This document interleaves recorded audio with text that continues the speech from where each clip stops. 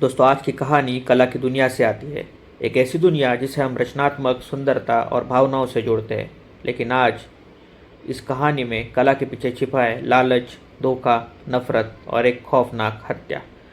2015 में मुंबई में दो शव कार्डबोर्ड के डिब्बों में मिले, एक इंटरनेशनल आर्टिस्ट और उसका वकील। ये भारत की कला दुनिया का सबसे सनसनीखेज मामला है, हेमा उपाध्याय और हरीश बम्बानी मर्डर केस।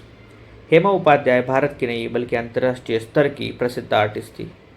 उनकी इंस्टॉलेशन आर्ट दुनिया भर में प्रदर्शित होती थी। उनके काम में भारत की संस्कृति, भीड़, सपने और अकेलापन झलकता था। कई बड़े आर्ट पुरस्कार, इंटरनेशनल शो और बड़े बड़े कलेक्टर्स उनके क्लाइंट थे। फिर उनकी शादी हुई चिंतन उपाध्याय से, जो खुद एक बड़ा कलाकार था। शुरुआत में दोनों की शादी कला जगत का परफेक्ट कपल कहलाती थी, लेकिन धीरे धीरे रिश्ते में शक, प्रोफेशनल ईगो, करियर की जेलसी और पैसों का विवाद, इन सब ने शादी को तोड़ कर रख दिया। दोनों का तलाक बेहद ही कड़वाहट भरा और कानूनी लड़ाई से भरा था।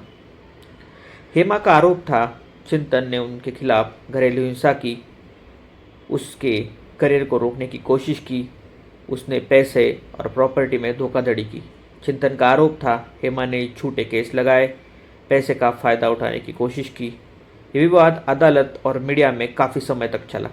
इस बीच हेमा का संपर्क एक व्यक्ति से हुआ, विद्या राजपुर, जो आर्ट वर्क बनाने में मजदूरी और असेंबली कार्य करता था।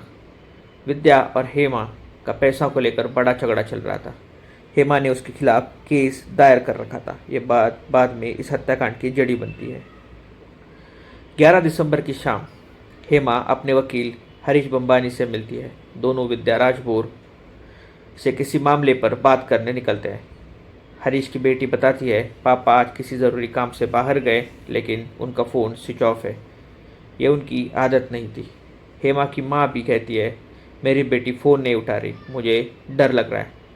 दोनों के घर वापस न लौटने पर गुमशुदगी की शिकायत दर्ज की जाती है।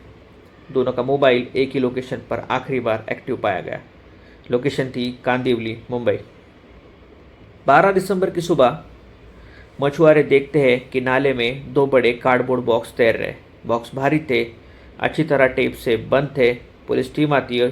बॉक्स खोलने पर अंदर प्लास्टिक में लिपटी महिला की लाश, दूसरे बॉक्स में एक उम्रदार आदमी की लाश। लाशों के हाथ पैर बांधकर ध्यान से पैक करके रेस्टोरेंट की ट्रॉली बैग जैसी पैकिंग में रखा गया था। डीएनए रिपोर्ट में पुष्टि होती है, पहला शव हेमा उपाध्याय का था और दूसरा शव उनका वकील हरीश बम्बानी। हत्या की खबर पूरे देश में फैल जाती है। दोनों की गला दबाकर हत्या की गई थी। चेहरे और शरीर पर संघर्ष के निशान थे।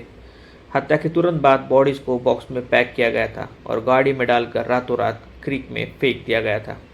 इसे साफ था, ये सोचा समझा मर्डर था। हेमा और हरीश की आखिरी लोकेशन कांदिवली थी, यानी विद्या राजपुर का इलाका। पुलिस ने विद्या को उठाया, पूछताछ शुरू हुई।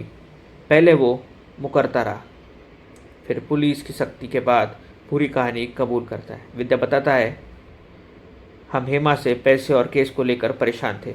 मैंने हेमा को ऑफिस बुलाया डराने के लिए।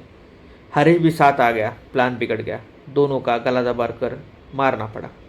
विद्या अकेला नहीं था, उसके कई साथी भी शामिल थे, उसके भाई, मजदूर और उसके गैरेज के कुछ लोग। उन्होंने हत्या की योजना बनाई और शवों को बॉक्स में पैक किया। जैसे जैसे केस आगे बढ़ा, पुलिस की नज़र कई कुछ कॉल रिकॉर्ड और गवाहों पर गई। कई गवाहों ने बताया, विद्या को चिंतन ने उकसाया था। हेमा के खिलाफ दबाव बनाने के लिए चिंतन पैसा देता था। दोनों के बीच नफरत बढ़ चुकी थी। चिंतन हेमा को सबक सिखाना चाहता था। कानूनी टीम के अनुसार हेमा और चिंतन का तलाक 5 साल से चल रहा था। हेमा ने उस पर मानसिक प्रताड़ना, धोखाधड़ी जैसे केस लगाए थे। चिंतन भारी रकम और प्रॉपर्टी विवादों में फंसा था। चश्मदीद गवाहों ने दावा किया, चिंतन विद्या के घर कई बार गया था। ये सारी बातें एक बड़ी साजिश थी और इशारा कर रही थी कि पुलिस ने चिंतन को मर्डर की साजिश में गिरफ्तार कर लिया। वो लगातार इन आरोपों से इनकार करता रहा। चार्जशीट में विद्या राजपुर मुख्य आरोपी का नाम लिखा गया। उसके साथी और चिंतन उपाध्याय पर धारा 302 मर्डर, 201 सबूत मिटाना भी साजिश के तहत केस दर्ज हुआ। प्रोसिक्यूशन ने कहा, हेमा और हरीश की हत्या व्यवस्थित प्लानिंग का नतीजा है। डिफेंस ने कहा चिंतन को फंसाया जा रहा है, वह विदेश में था। लेकिन पुलिस के पास फ़ोन लोकेशन, पैसों के लेन देन, गवाहों के बयान और विद्या के कबूलनामे जैसे कई सबूत थे। विद्या और उसके साथी जेल में है, उन्होंने हत्या करने की बात मानी है। चिंतन उपाध्याय का रोल आज भी कोर्ट में विवादित है। ट्रायल्स चलता आ रहा है, कई बार बेल, कई बार रिजेक्शन, केस अभी भी पूरी तरह ख़त्म नहीं हुआ।